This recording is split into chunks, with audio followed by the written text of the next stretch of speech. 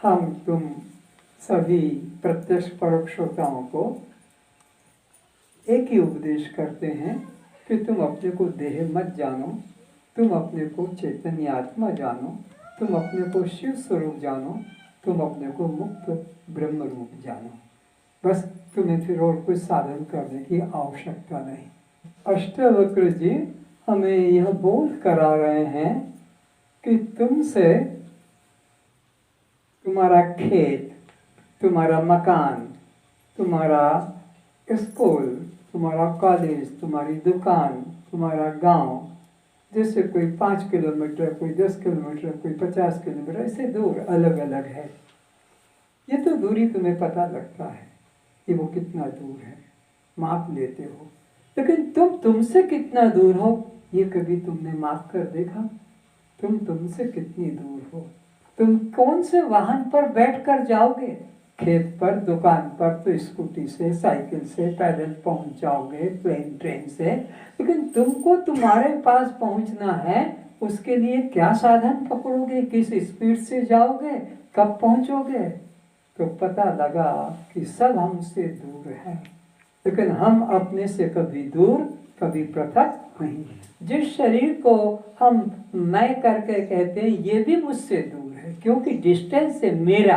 तो जहाँ तुम्हारा मेरा शब्द जुड़ जाता है, जिसमें मेरा शब्द जुड़ जाता है कि मेरी शब्द जुड़ जाता है, जिसके प्रति यह विशेषण लग जाता है, तुम वह कभी नहीं हो सकते, कभी नहीं हो सकते हो।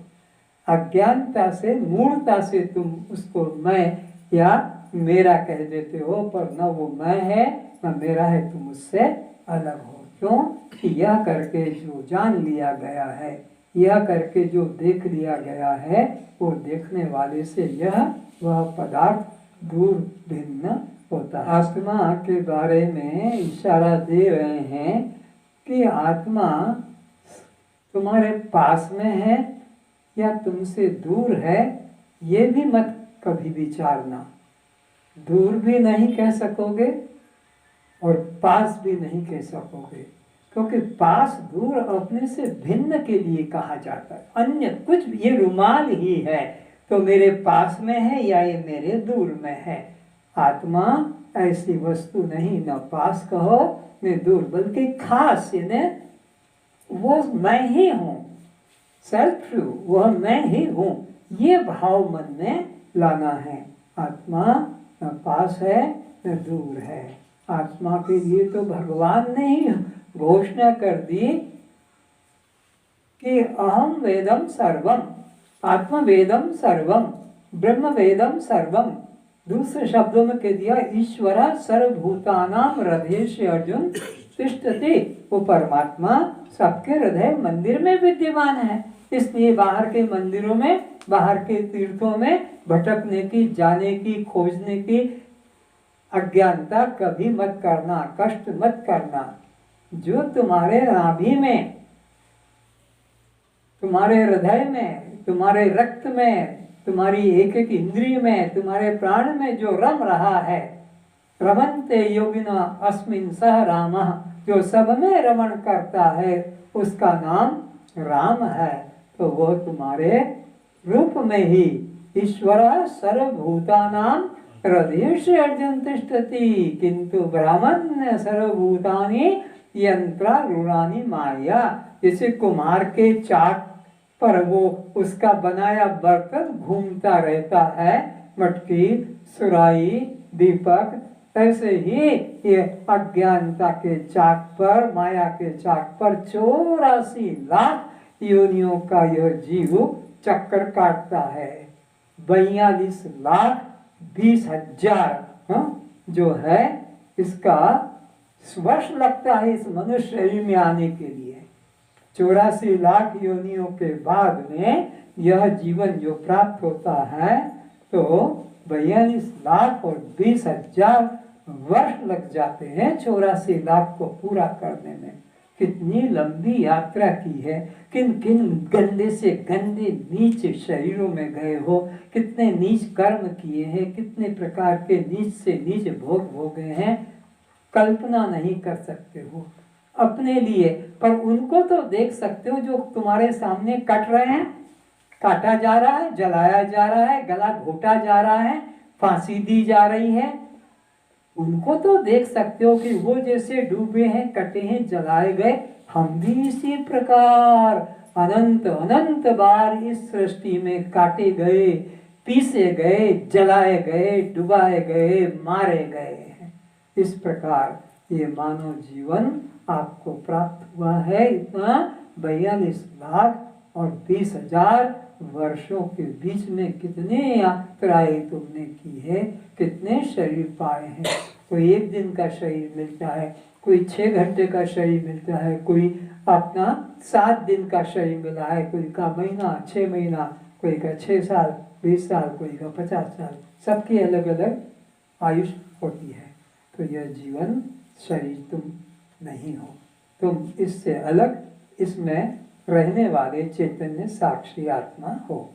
तुम यह नहीं हो जो दिखाई पड़ रहा है, जो देखा जा रहा है, जो जाना जा रहा है, यह तुम नहीं हो। तुम वही चैतन्य ज्योति हो जो तुम्हारे अंदर जगमगा रही है, जिसकी वजह से आंख रूप तक जाती है, कान शब्द तक जाता है, नासिका गंध तक जाती है, ये जिह्वा रस तक जाती है, ये त्वचा स्पर्श तक जाती है। जिसकी चेतना से, जिसकी शक्ति से, जिसकी चमक से ये सब मुर्दा शरीर झलमल जगमगा रहा है। तुम वही अपने को जानो, यह रूप में वह रूप में मत जानो, बल्कि जिस चेतना से ये सब जाना जा रहा है, देखा जा रहा है। मेरा मन चंचल है, ये जिस चेतना के द्वारा देखा जा रहा है वह तुम हो, ये मन नहीं हो। मन की चंचलता भी तुम नहीं हो, बल्कि जिस चेतना से इस मन की चंचलता को तुमने देखा है, जाना है, पहचाना है, तत्वमसि वही तुम हो। तो ये जो तत्व है, यह बद्रीनाथ, केदारनाथ, रामेश्वर, जगन्नाथ, उत्तरकाशी में, कैलाश में जाने की जरूरत नहीं, मक्का मदीना जेरूसलम जाने की जरूरत नहीं, मंदिर तीर्थ गुरुद्वारा जाने की जरूरत नहीं। यही तुम हो, यही तुम्हारा स्वरूप है। इसे पाने के लिए न साधन करना है, न इसको खोजने कहीं बाहर जाना है, बल्कि वह ही तुम हो। कौन? जिसके द्वारा सब कुछ देखा जाना जा रहा है, बचपन से आज तक, जागृत से सुषुप्ति तक, सुषुप्ति से समाधि तक, जिस सत्ता से ये सब प्रकाशित होते हैं, तत्वमसि वेद कहता है वह ही तुम हो। आत्मा को न पास कह सकते हो, न दूर कह सकते हो। पास और दूर हमेशा दूसरे की अपेक्षा से होता है, बल्कि वह तो तुम स्वयं ही हो, तुम स्वयं खास हो। आत्मा तुमसे दूर नहीं कि तुम आत्मा से दूर नहीं, परमात्मा तुमसे दूर नहीं कि तुम परमात्मा से दूर नहीं। सब में समान। समोहम सर्वभूतेषु, समोहम सर्वभूतेषु मद भक्ति लभते पराम। जो सब में एक तत्व को देखता है वही मेरी परम भक्ति को प्राप्त होता है। बस इतनी सी देर है, इतनी सी, कितनी सी, यह देह में नहीं। बस ये बात जज जाए, ये बात अंदर जम जाए, पर ये नहीं जमती है। एक पंडित कह देता है, जिसको 1000-2000 रुपया दे दो, लड़के लड़की को मिला दिया, आज तुम पति पत्नी भव, अब मौज करो पति पर, उसकी बात मान लेते हैं। और ये जो वेद भगवान हमारा असली पिता है, वो कहता है तू मेरा बेटा है या तू ब्रह्म, उसकी बात खोपड़ी में नहीं आती। और इन संसारी लोभी पाखंडियों की बात मानकर लात जूते खाते रहते हैं, पर पति मेरा, पत्नी मेरी इत्यादि, इनमें हमारी बुद्धि दृढ़ हो जाती है। लेकिन जो स्वयं हम हैं उसमें हमारी बुद्धि दृढ़ नहीं होती, उसमें विश्वास नहीं होता। इसी कारण से ये भटक रहा है। ये अमृत वचनों को फिर ध्यान से सुनोगे, कितनी सरल सीधी बात है, कितना सरल सीधा मार्ग है। परमात्मा कोई 7वें आसमान पर बैठा नहीं, जिसके लिए घर छोड़कर, नौकरी छोड़कर, काम छोड़कर तुम्हें वहां जाने के लिए साधन करना पड़े। परमात्मा अंदर भी नहीं, वह तो तुम स्वयं ही हो। ऐसा जिसको निश्चय हो गया और ये देह तुम नहीं हो तो तुम परमात्मा ही हो और कुछ करने की जरूरत नहीं। तुम बिल्कुल शुद्ध हो, माया ने छुआ नहीं, स्पर्श भी नहीं किया, तुम्हारा पूरा कुमारापन शुद्धता है। आत्मा को न शस्त्र छूते हैं, न अग्नि छूती है, न पवन छूता है, न पानी छूता है, अछूता, कोई ने उसको छुआ नहीं, कुंवारा, उसके कुंवारेपन में कुछ दाग नहीं लगा। जैसे कि गोपियों को कुंवारी कन्याओं के रूप में माना जाता है, जबकि उनके पति भी थे और कृष्ण से उनका प्रेम भी था, लेकिन कुंवारी कन्या में उनका नाम आता है। दुर्वासा ऋषि ने भोजन किया लेकिन उसमें अन्न खाया, नाम ही नहीं आता है। कृष्ण को बाल ब्रह्मचारी कहा जाता है, जबकि 16,108 रानियां और एक एक रानी से 10-10 पुत्र, ये कैसी विचित्रता है। असंगता उनको कुंवारापन बना ही रहता है। बच्चे पैदा करके भी, शादी करके भी ब्रह्मचर्य बना ही रहता है, उन्हें वह छूटा नहीं। और क्या कहा, वह मैं नहीं हूँ, यही मैं हूँ। वह कौन, जिसको तुमने दृश्य करके भिन्न करके जाना, वह मैं नहीं, ये शरीर यह भी मैं नहीं, मैं केवल एक चैतन्य आत्मा मात्र हूँ। तो ये जो आज तक तुमने जो भी किया, महाभारत का युद्ध किया, लाखों लोगों को मरवा दिया, लंका पे चढ़ाई की, लाखों राक्षसों को मरवा दिया, किसी की नाक कटवा दी तो किसी को कुछ और कर दिया, लेकिन फिर भी तुम्हारा वो किया कराया न पुण्य हुआ न पाप हुआ, वो पुण्य पाप की लिस्ट में नहीं आता। तुमने ये सब कुछ भी किया, कारण क्या बात है, उनका किया हुआ कुछ भी उनके खाते में नहीं आता और हमारा बिना कुछ किए भी हमारे खाते में आ जाता है। और हमको 84 के जेल आकर 4,84,000 जोनि भ्रमत यह जीव अविनाशी, यह अविनाशी जीवात्मा और 84 के चक्कर काट रहा है। और यह अविनाशी जीवात्मा किसका बेटा है, ईश्वर अंश का, ब्रह्म का, परमात्मा का।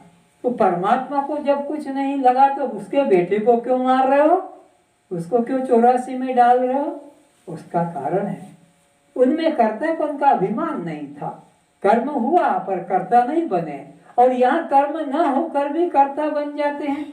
मैं ब्रह्मचारी रहूंगा, मैं बच्चे पैदा नहीं करूंगा, कि मैं मौनी रहूंगा, अब मैं बात नहीं करूंगा, अब मैं अन्न नहीं खाऊंगा, पत्र खाऊंगा, फल खाऊंगा, पानी पीऊंगा। बस तुम फंस गए, अन्न नहीं खाया, पत्र खा लिया, फल खा लिया, तो बात तो वही होगी।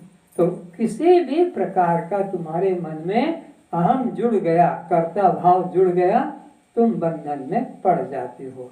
तो जीव 84 के बंधन में पड़ता है। और इन महापुरुषों के द्वारा कितने प्रकार की समाज से अप्रिय घटना भी घट जाती इनके जीवन में, तब भी इनको पुण्य पाप स्पर्श नहीं करता है। जैसे कॉटन मिल,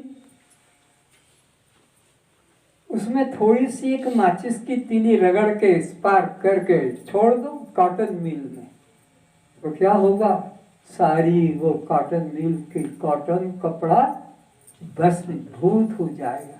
काट गोदाम में लकड़ी में तेल डाल के जला के फेंक दो तो वो सब भस्मीभूत हो जाएगा, बचेगा। ये ज्ञान अग्नि कि मैं दृष्टा साक्षी, ये भाव जिसमें ये अग्नि जग गई, वो तुम्हारे अनंत अनंत अनंत जन्मों के पुण्य पाप राशि को तत्क्षण भस्म भूत कर देगा, एक तिनका नहीं रखने के देगा। जैसे हजारों वर्ष की अंधकार गुफा, हजारों वर्ष का, और उसमें तुम लाइट जला दो तो हजारों वर्षों का अंधकार फिर इनकार करेगा कि मैं अभी नहीं जाऊंगा, धीरे धीरे जाऊंगा। ये सरकार का कानून है कि 14 साल किराएदार रह जाएगा तो फिर उसी का मकान हो गया, निकाल नहीं सकोगे। ऐसे ये नियम कानून बना दिए ना, तो ऐसा वो अंधकार भी कह देगा कि मैं तो इतना पुराना हूँ, 14 साल वालों को तुम्हारे घर में से नहीं निकालते हो तो मैं तो हजारों वर्ष पुराना हूं। ना ना, प्रकाश के सामने अंधकार का नाम भी नहीं, उसको ठहरने को जगह नहीं।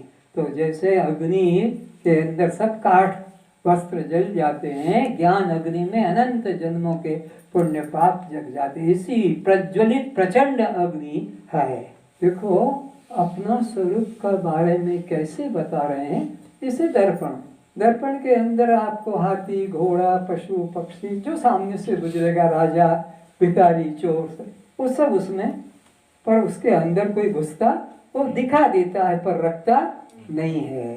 तुम्हारे मन के दर्पण पे ये सब दिखाई पड़ते हैं, पर मन के पीछे ये जाते हैं, दर्पण के पीछे ये नहीं जाएंगे। दर्पण बस दिखा देगा, उधर का उधर निकाल देगा, दर्पण के पीछे वहां कोई दृश्य नहीं जाता। ऐसे ही ये मन हमारा दर्पण की तरह ये दिखा देता है, पर इसके पीछे न राग न द्वेष न काम न क्रोध न लोभ न एक कुछ भी नहीं जाता है। केवल वहां एक चैतन्य साक्षी ही विद्यमान रहता है, इनकी वहां कोई जाने का प्रवेश नहीं है। ऐसा कुछ कहते भी ना, तोरा मन दर्पण कहलाए, सब कुछ है ना, भले बुरे कर्मों को देखे और दिखाए। तो ये मन के बाहर बाहर सब है, मन के पीछे परमात्मा तो मन के पीछे, तुम तो मन के पीछे, मन के साक्षी हो, मन के दृष्टा हो, तुम मन के आगे नहीं, मन के आगे संसार है, पर मन के पीछे परमात्मा है। ऐसे मिट जाता है जैसे तुम अभी नदी के अंदर नहा रहे हो, नदी के तट पर बैठे हो, बिल्कुल हाथ तुमने डाल दिया पानी में और वहां लिख दो ओम नमो शिवाय, ओम नमो भगवते वासुदेवाय, हरि राम श्री राम जय राम, वो लिखते लिखते ही मिटता जाएगा कि बचाएगा। दूसरे लोग पढ़ लेंगे आगे वाले की वहां से लिख के छोड़ा है। कागज छोड़ोगे मिल जाएगा, कुछ रंग छोड़ोगे पानी में मिल जाएगा, कोई वस्तु छोड़ो लेकिन कागज पे लिखोगे तो कुछ भी नहीं रहेगा। तो ये तुम्हारा मन के ऊपर आता है और दूसरा दृश्य आ गया तो वो निकल जाएगा, फिर वो कोई जान नहीं सकता कि इसके पहले क्या विचार आया था। पानी पे लिखा हुआ जैसे संग संग मिटता जाता है, ये मन पर भी आया हुआ विचार यह भी मिटता जाता है। तो आप इतने पीछे हैं कि वहाँ ये तुम्हारा बाहर का सूर्य, बाहर की चंद्रमा, ये बिजली, ये दीपक और भी प्रकार के ये पीछे वहाँ नहीं जा सकते। वहाँ मन कहाँ पहुँच पाएगा, वो तो मन के पीछे है। को देवा है, कौन है परमात्मा, बोले यो मना साक्षी, जो मन के पीछे मन का दृष्टा है वो साक्षी, वो परमात्मा ही तुम्हारा स्वरूप है। आज बस इतना ही।